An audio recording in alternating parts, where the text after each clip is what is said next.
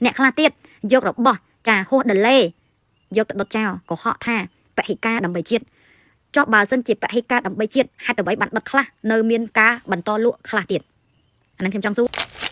nhom giỏ xe bằng ho mình đôi ở vậy để nhom như vậy ở bị nổi tì chân bong ôn mơ video đi chui xe video đi mà nè mùi phong đồng bay bong ôn chỉ không ai dương bản đằng trà nè khla chết ở ca trà pe đai bờ tây chiết dương miên bành hai cho mùi chào xiêm dọc bò Việt Nam một lụa tha bò chào xiêm dọc bò chân mình lụa tha bò chào xiêm cổ họ bong ôn bị chia chân khmai pro tai phaไปจ่อยខ្លួនឯង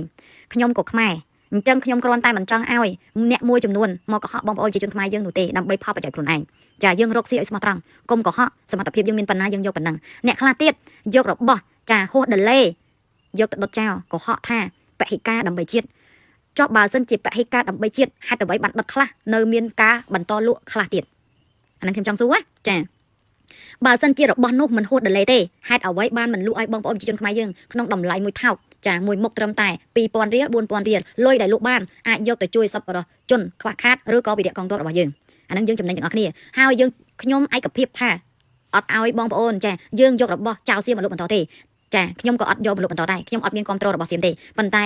បើសិនជាយើងបរិការមែនចោះមិនដុតទាំងអស់ទៅខ្ញុំគ្រប់គ្រង 100% កុំដុតតែរបស់ហួសដលេមួយចំនួនចាមកកុហកបងប្អូនជាជនខ្មែរថាព្រោះតែស្រឡាញ់ប្រទេសជាតិផលប្រយោជន៍ខ្លួនឯងនេះមិនមែនជាមនុស្សដែលស្មោះត្រង់ទេចាហើយបើចង់ដឹងបងប្អូនណាដូចខ្ញុំបានបញ្ជាក់ចឹងថាចង់ដឹងថារបស់ប្រទេសណាអាចចុះទៅសួរនៅក្រសួងសុខាភិបាលពីព្រោះហេតុអីក្រសួងសុខាភិបាលប្រទេសចិនប្រទេសវៀតណាមប្រទេសចៅសៀមគឺដឹងទាំងអស់ថារបស់នឹងធ្វើពីប្រទេសណាមកព្រោះខ្ញុំក៏អ្នកលក់អនឡាញម្នាក់ដែរចាអញ្ចឹងរស់ត្រាតែបុគ្គលនឹងមិនបានចុះក្រសួងសុខាភិបាលបើចុះក្រសួងសុខាភិបាលនឹងដឹងថារបស់ប្រទេសណាចាអញ្ចឹងបងប្អូនស្ដាប់ទាំងអស់គ្នាហើយបងប្អូនគិតពិចារណាឡើងវិញខ្ញុំមិនបង្ខំឲ្យបងប្អូនជឿខ្ញុំទេគ្រាន់តែខ្ញុំមិនចង់ឲ្យគេកុហកបងប្អូនខ្មែរយើងចាហើយអ្នកខ្លះទៀតក៏និយាយចាខមមិននៅក្នុងវីដេអូខ្ញុំថាចុះពេលដែរប្រទេសជាតិយើងមានបញ្ហាហេតុអីមិនឃើញសៀវមីចេញមុខមកជួយខ្ញុំចង់ប្រាប់នៅក្នុងវីដេអូនឹងថាខ្ញុំជួយគ្រាន់តែខ្ញុំមិនចេញមុខចាខ្ញុំបាន